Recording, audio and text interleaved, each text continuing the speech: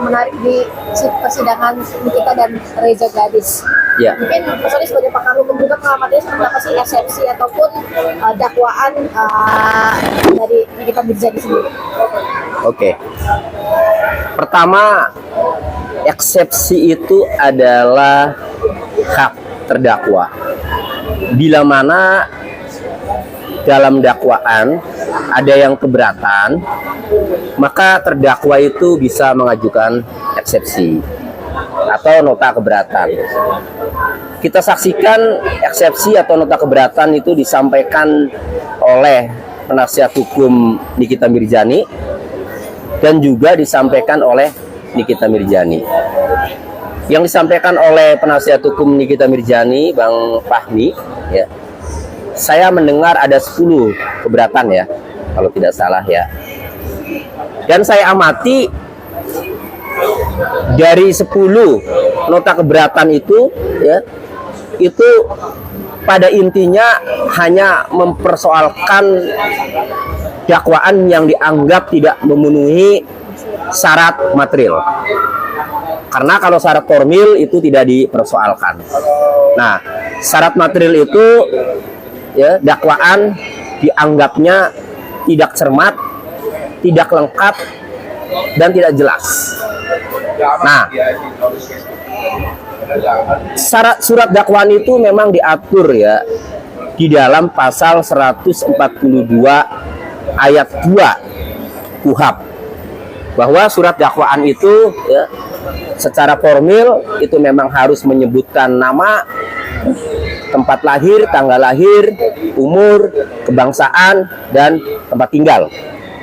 Nah, kemudian huruf B-nya itu ya, harus diuraikan secara cermat, jelas, dan lengkap.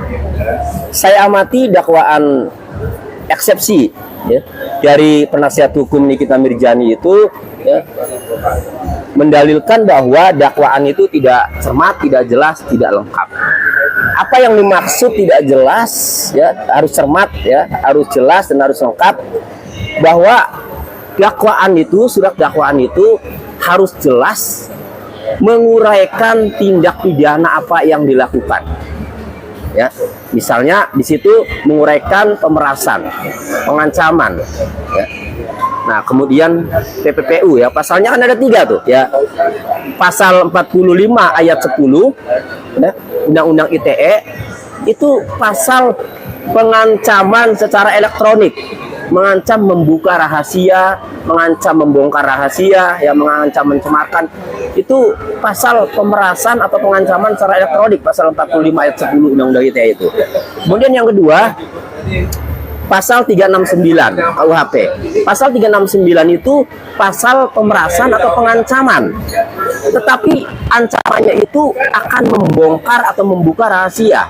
Kalau pasal 368 ya, yang dulu pernah disampaikan oleh penyidik, itu pasal pemerasan dengan ancaman kekerasan atau kekerasan. Beda. Jadi kalau 369 pasal pemerasan ya, melakukan kekerasan dengan ancaman akan membongkar rahasia. Nah, itu. Jadi 369 itu pemerasan ya, ancamannya itu akan membongkar rahasia. Kemudian yang ketiga pasal 3 Undang-Undang Tindak Pidana Pencucian Uang atau TPPU. Nah, eksepsi dari Bang Fahmi atau penasihat hukum Nikita Mirzani ya, mempersoalkan bahwa dakwaan itu tidak cermat. Nah, diatur di dalam pasal 142 ayat 3, surat dakwaan dapat dibatalkan ya, sesuai keinginan penasihat hukum terdakwa atau Nikita, bila mana surat dakwaan itu tidak memenuhi pasal 142 ayat 2 huruf A dan B. Huruf A-nya menyebutkan identitas tadi ya, nama lengkap, tempat lahir, umur, ya, tanggal lahir, alamat, ya, dan B-nya itu dakwaan harus cermat, kemudian lengkap dan jelas. Nah, lengkap dan jelas itu tindak pidananya apa, dilakukan dengan cara apa, kapan waktunya, dan di mana dilakukannya. saya baca surat dakwaan di SIPP, ya, Pengadilan Negeri Jakarta Selatan.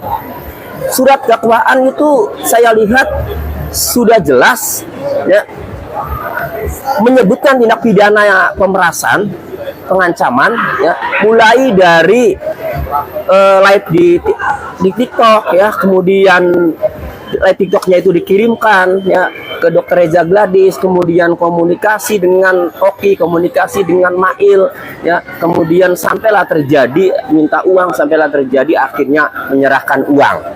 Artinya tindak pidana pemerasannya itu di dalam surat dakwaan itu dilakukannya itu dengan cara apa itu di situ diuraikan jelas. Kemudian kapan? Nah, kapannya juga jelas itu. Kurang lebih, ya, itu November 2024 tindak pidana dugaan pemerasan itu. Kemudian di mana? Nah, itu dilakukan di Fatmawati, Pondok Labu, Jakarta Selatan. Nah, jadi kalau tidak memenuhi ketentuan, ya, pasal 142 ayat 2 huruf AB batal demi hukum, artinya tidak jelas, tidak cermat, maka batal demi hukum. Tetapi kalau saya menilai surat dakwaan itu sudah jelas tindak pidana apa yang dilakukan, sudah jelas, pemerasan, pengancaman, kemudian bagaimana cara melakukannya juga jelas, kemudian waktunya juga kapan di bulan November jelas, kemudian tindak pidana dilakukan di mana, di Fatmawati, Pondok Labu juga jelas, sehingga saya melihatnya, ya, eksepsi Fahmi Bahmid selaku penasihat hukum terdakwa mendalilkan bahwa dakwaan itu tidak cermat, tidak lengkap, tidak jelas. Menurut saya, ya, itu pasti ditolak. Kenapa? Karena dakwaannya itu sudah cermat, sudah lengkap, sudah jelas.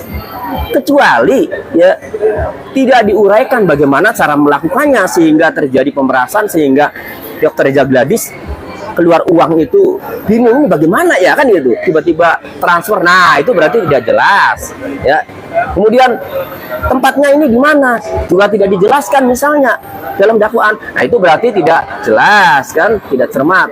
Kemudian waktunya kapan tidak dicantumkan dalam surat dakwaan, berarti itu tidak jelas, tidak cermat.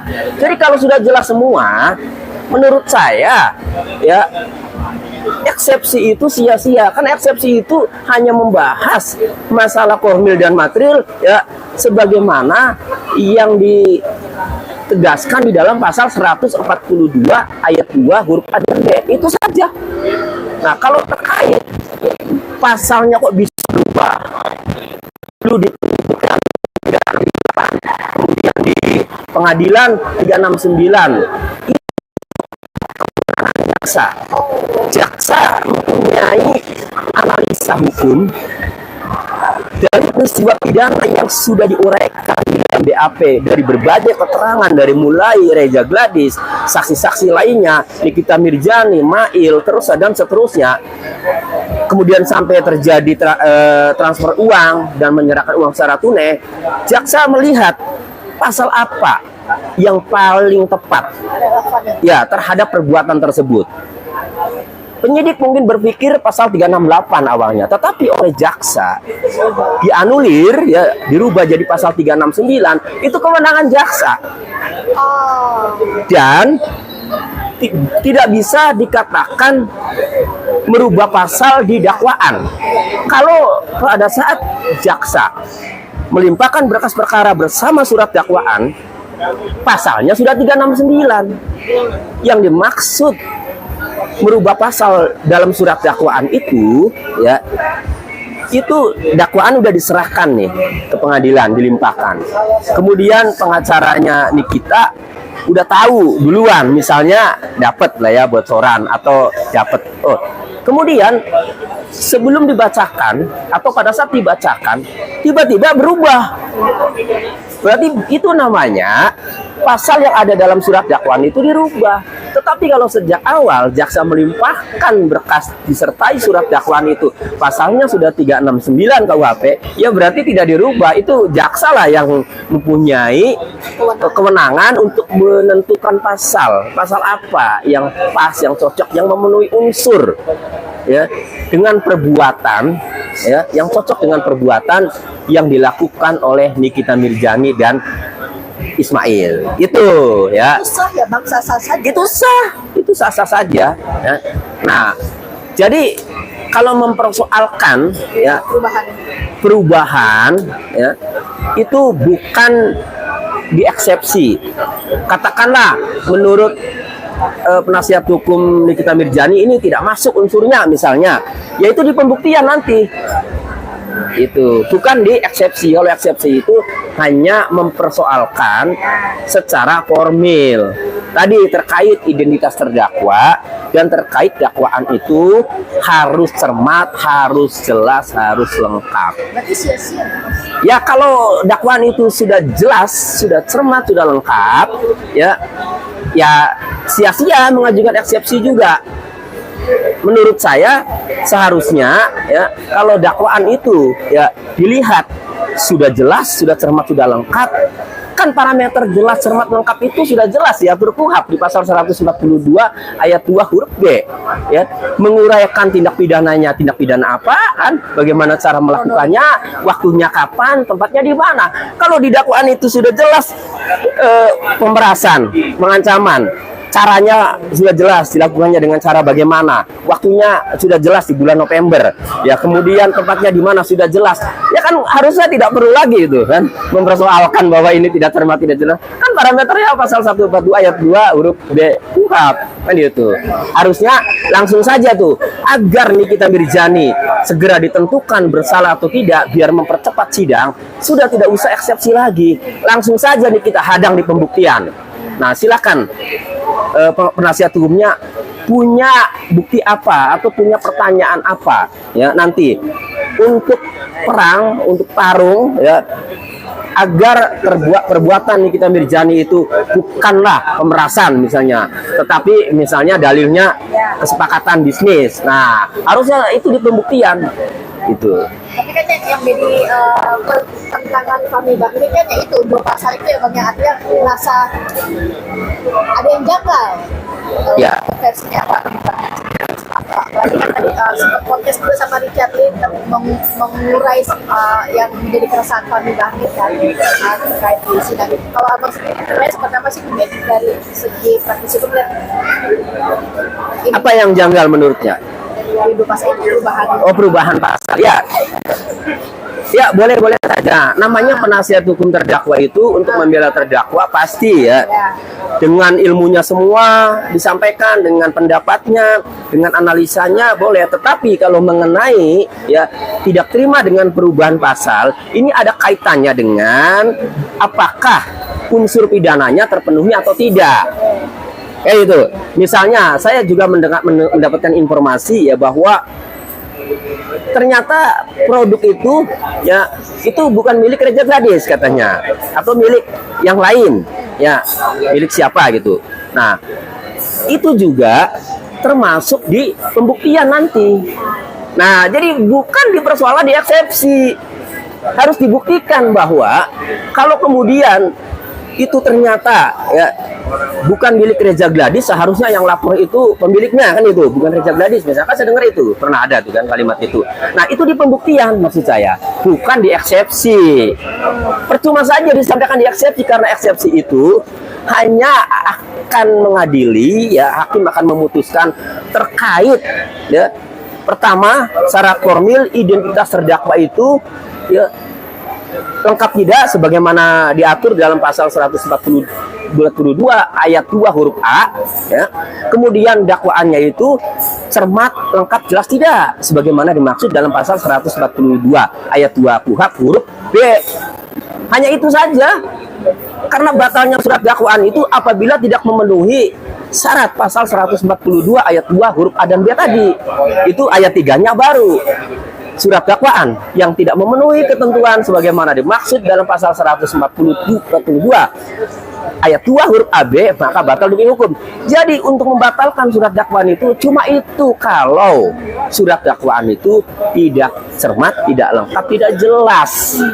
Kalau sudah cermat, sudah lengkap, sudah jelas, Ya tidak mungkin bisa dibatalkan surat dakwaan itu, tidak mungkin eksepsinya bisa dikabulkan. Itu. Nah, jadi seharusnya segera saja pembuktian ya mengenai perubahan pasal, kaitannya dengan unsur pidananya terpenuhi atau tidak, ini di pembuktian nanti. Itu. Tapi soal apa ya pernyataan kita ini kan bilang kalau meminta presiden untuk membubarkan BPOM karena dirasa melindungi mafia skincare. Gimana tuh lihatnya soal pernyataan itu? Ada dua yang mau saya sampaikan terkait Nikita Mirzani meminta kepada presiden ya bersurat. Pertama, boleh sah-sah saja sebagai warga negara meminta perlindungan hukum kepada pemimpin tertinggi ya, dalam hal ini presiden, karena perangkat-perangkat aparat hukum itu bisa dikontrol oleh presiden ya ketika ada tindakan-tindakan yang tidak benar. Boleh-boleh saja, cuma sayangnya terlambat. Kalau sudah masuk pengadilan, presiden sekalipun tidak bisa ikut campur. Kalau sudah di persidangan itu nanti tinggal tunggu terbukti atau tidak Nikita Mirzani melakukan pemerasan. Itu saja nanti. Bagaimana pengacaranya nanti dalam membela, bagaimana jaksanya ini dalam membuktikan dakwaan tersebut. Itu. Nah, yang kedua ya. Jadi pertama boleh-boleh saja. Yang kedua ya, kalau Nikita Mirzani merasa kok saya ini sedang membasmi mafia skincare yang merusak muka wanita Indonesia misalnya, kok saya yang ditahan? Tadi itu. Kalau Nikita Mirzani melihat ada pelanggaran hukum ya dalam suatu produk, seharusnya laporkan ke polisi, harusnya itu. Menurut saya ya, jangan diolah-olah ya, akhirnya jadi mendapatkan uang, akhirnya jadi dituduh pemerasan. Harus menyelamatkan muka masyarakat Indonesia, jangan diuangkan polisi. Sehingga kalau kemudian Nikita Mirzani sudah melaporkan ke polisi, ternyata prosesnya mandek karena dengan tanda kutip misalnya ada tuduhan bos mafia skincare misalnya main uang lah ke BPOM, main uang lah ke penyidik misalnya, enak melaporkan ke presidennya itu. Pak Presiden, saya sudah laporkan, ini tanda terima laporannya, tapi kasus itu mandek, kan enak. Jadi harusnya itu dilaporkan dulu, baru cocok tuh kalimat bahwa ingin memberantas mafia skincare itu sudah dilaporkan. Tapi kalau kalimatnya memberantas mafia skincare kemudian dia di penjara, dia tidak terima, lah dia saja belum melaporkan ke aparat penegak hukum. Kalau kemudian ada pikiran nanti BPOM masuk angin, nanti penyidik masuk angin, gampang kalau sudah dilaporkan. Kita Mirzani kan jago kalau sudah di medsos itu kan teriak. Enak, Pak, laporan saya mandek. Wah, ya kan enak. Pak, saya menduga BPOM masuk angin, saya menduga penyidik masuk angin, tapi laporannya sudah dilakukan. Yaitu presiden di kepolisian enak, tinggal katakanlah panggil Kapolri kan, itu bagaimana benar nggak laporannya kan? Artinya tidak intervensi, tetapi harus dilakukan secara prosedur, harus dijalankan secara prosedur. Begitu. Nah ini kan pernyataan BPOM sendiri bilang kita harusnya tidak boleh seenaknya ngomong seperti itu, karena kan ini memang lembaga negara yang sangat penting. Katanya BPOM buka suara terkait pernyataan Nikita Mirzani ini. Karena bisa dibilang dia keberatan terkait statement Nikita Mirzani ini. Terkait Bubarkan saja BPOM gitu ya. Oke. Terkait pernyataan Nikita Mirzani bahwa BPOM itu bubarkan saja karena tidak berguna apalah, yaitu namanya orang sedang jadi terdakwa itu pasti emosional, lagi labil, emosinya tinggi. Itu pertama saya melihatnya ya wajar-wajar saja ngomong seperti itu. Dan yang kedua ya anggap sajalah itu suatu kritik kepada BPOM kan.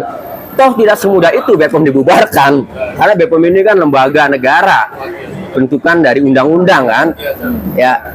Jadi kalau menurut saya itu lagi emosional. Kemudian yang kedua, kalau anggap aja itu sebuah kritik, toh tidak semudah itu juga kan dibubarkan.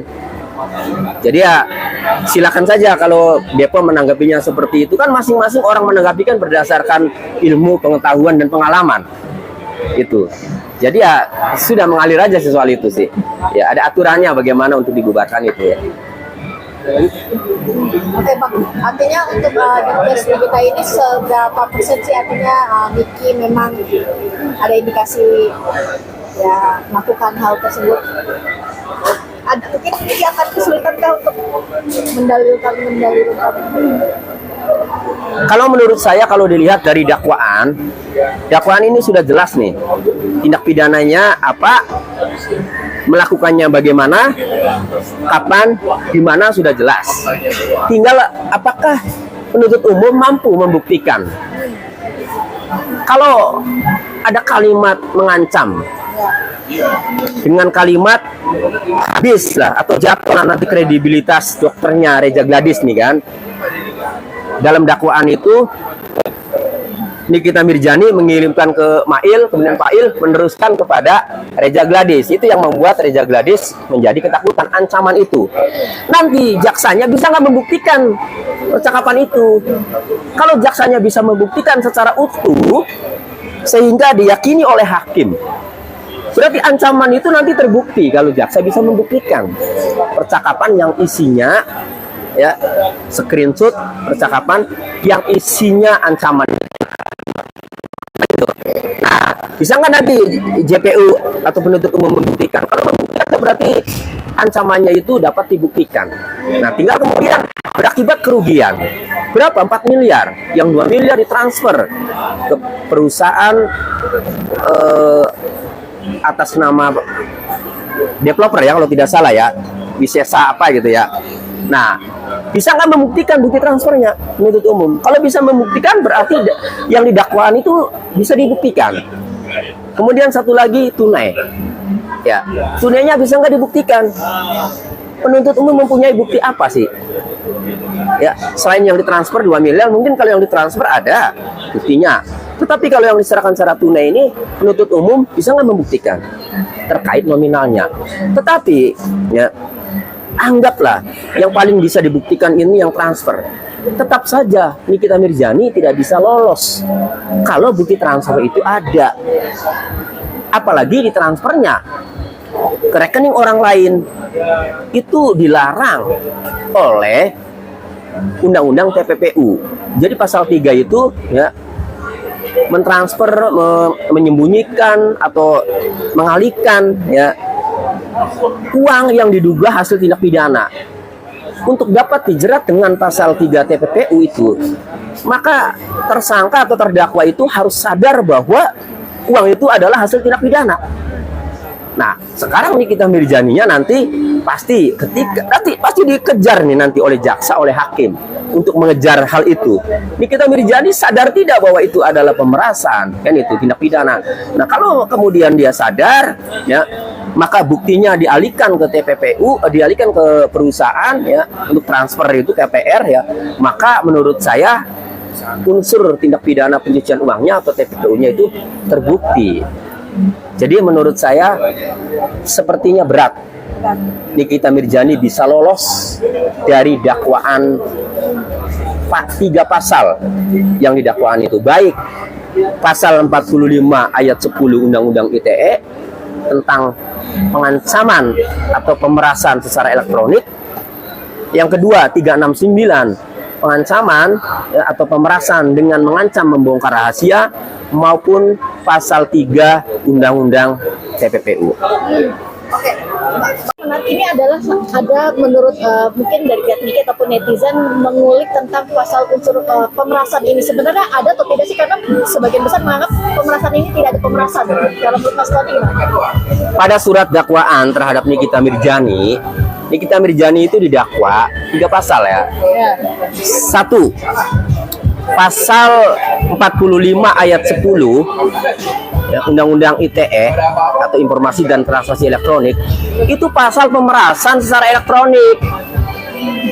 Ya, jadi itu 45 ayat 10 itu mengatur pemerasan secara elektronik, memaksa orang ya, agar memberikan barang sesuatu dengan ancaman akan mencemarkan nama baiknya atau akan membongkar rahasia.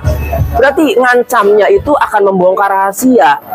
itu namanya pengancaman ya atau pemerasan kan agar memberikan barang. Berarti kan kalau barangnya terjadi diberikan berarti kan memeras kan itu. Mengancamnya dan memerasnya itu secara elektronik. Itu pasal 45 ayat 10. Jadi pasal 45 ayat 10 ITN-nya itu bukan pencemaran nama baik, tetapi itu pemerasan secara elektronik. Jadi pasal pemerasannya ada. Ada. Oke, kedua, pasal 369. Ya. Apalagi 369 itu pemerasan dengan mengancam membongkar rahasia. Kalau pemerasan dengan mengancam melakukan kekerasan atau ancaman kekerasan itu pasal 368. Jadi beda 368 sama 369 itu. Nah, yang ada pada surat dakwaan penuntut umum terhadap Nikita yaitu pasal 369 ya. Pemerasan dengan ancaman akan membongkar rahasia. Nah, itu pasal pemerasan 369-nya. Nah, Itu bukan dihilangkan ya? bukan dihilangkan, ada itu. Jadi 45 ayat 10 itu pemerasan secara elektronik, pengancaman secara elektronik. Kemudian pasal 369-nya itu pemerasan atau pengancaman ya yang mengancam akan membongkar rahasia. Jadi ada, bukan dihilangkan itu. Jadi memang tetap ada ya Mas ya? Kan Ada, iya. Jadi kalau ada yang mengatakan itu pasal pemerasannya nggak ada, Iya. itu salah menafsirkan atau jangan-jangan tidak paham ya. Tidak mengerti. Coba dibaca ulang bagaimana pasal 45 ayat 10, bagaimana pasal 369 KUHP. Itu semuanya itu mengatur pemerasan, pengancaman.